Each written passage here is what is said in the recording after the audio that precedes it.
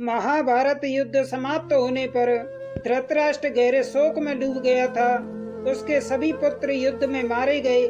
धृतराष्ट्र को एक प्रश्न कचोटता था कि चलो दुर्योधन धर्मी था, परंतु मेरे अन्य पुत्रों ने तो कोई अन्याय नहीं किया, वे युद्ध में क्यों मारे गए। एक दिन उनसे मिलने भगवान श्री कृष्ण आते हैं।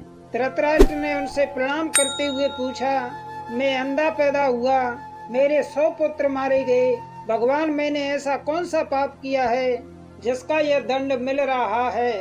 आपने अर्जुन से कहा था जो हो रहा है वह कर्मों का दंड है। प्रभु मेरे अंधे होने और 100 पुत्रों के मारे जाने के पीछे क्या कारण है, कृपया यह मुझे बताएं। अपने पुत्रों को खोने की पीड़ा से उबरने में यह काम आएगा। भगवान श्री कृष्ण ने कहा, महाराज धृतराष्ट्र, आपने उचित ही सुना था, कर्मों का दंड भोगना पड़ता है, उससे किसी को छूट नहीं है। राजा और समर्थवान लोगों को कर्मों का दंड विशेष रूप से भोगना पड़ता है। ईश्वर उन्हें समर्थवान बनाते हैं तो उनसे ज्यादा जिम्मेदार होने की आशा रखते हैं। कुछ पाने के लिए कुछ तो देना ही पड़ेगा ना महाराज।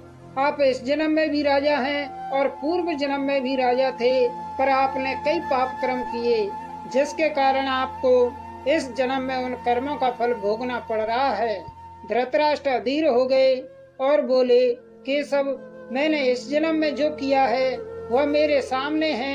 एक राजा और एक बड़े परिवार का मुखिया होने के नाते मुझे वही उचित लगा।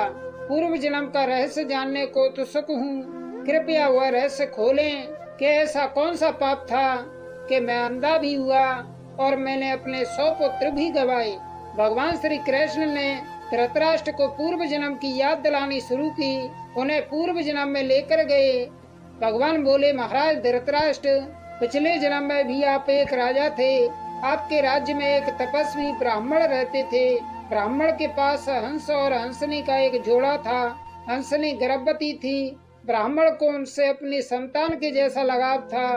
ब्राह्मण को तीर्थ यात्रा पर जाना था, लेकिन हंसों की चिंता में वह जा नहीं पा रहे थे। उसने अपनी चिंता एक साधु को बताई। साधु ने कहा, तीर्थ में हंस बाधक हैं, हंसों का अगला जन्म खराब क्यों करते हो।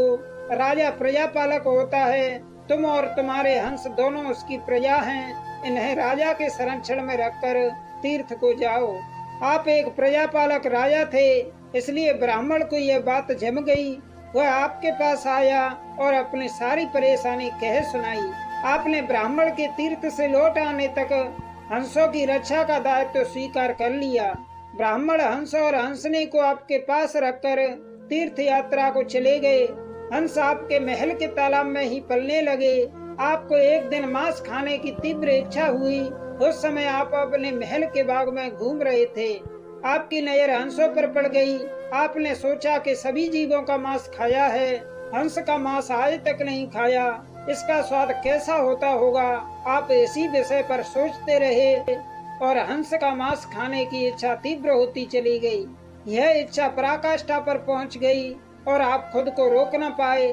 आपने हंस के 2 बच्चों को भून कर खा लिया। उसका स्वाद आपकी जिह्वा को लग गया। हंसनी के एक एक करके 100 बच्चे हुए। आप सबको खाते चले गए। अंततः हंस का जोड़ा संतानहीन होकर दुख में मर गया। कई साल बाद वह ब्राह्मण तीर्थ यात्रा से लौटा और आपके पास आया। उसने आपसे अपने हंसों के बारे में पूछा। हंस तो आपके लोभ की बलि चढ़ चुके थे। प्रजापालक राजा यह कैसे कहता कि उसने अपनी प्रजा की संपत्ति को चुपके से लूट लिया। इसलिए आपने ब्राह्मण से कह दिया कि हंस बीमार होकर मर गए। ब्राह्मण दंपति आप पर पूरा भरोसा करता था।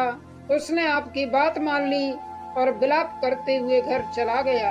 महाराज धृतराष्ट्र, आपने हंस के बच्चों को खाकर और फिर झूठ बोलकर एक साथ कई अपराध किए। आपने तीर्थ यात्रा पर गए उस व्यक्ति के साथ विश्वासघात किया जिसने आप पर अंधविश्वास किया था। आपने प्रजा की धरोहर में डाका डालकर राज धर्म भी नहीं निभाया। जिब्या के लालच में पड़कर हंस के 100 बच्चे भून कर खा गए जो आपके पास आश्रय के लिए आए थे।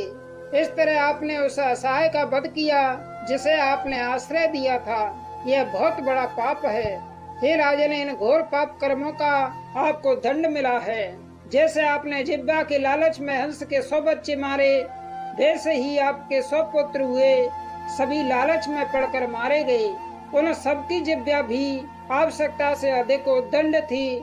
जिसने आप पर आंख मूंद कर भरोसा किया, उस तीर्थयात्री से आपने झूठ बोला और राजधर्म का पालन नहीं किया। कोई आंख मूंद कर विश्वास करे तो उसका विश्वास कभी नहीं तोड़ना चाहिए। इसी विश्वासघात के कारण आप अंधे और राजकाज में विफल व्यक्ति हो गए।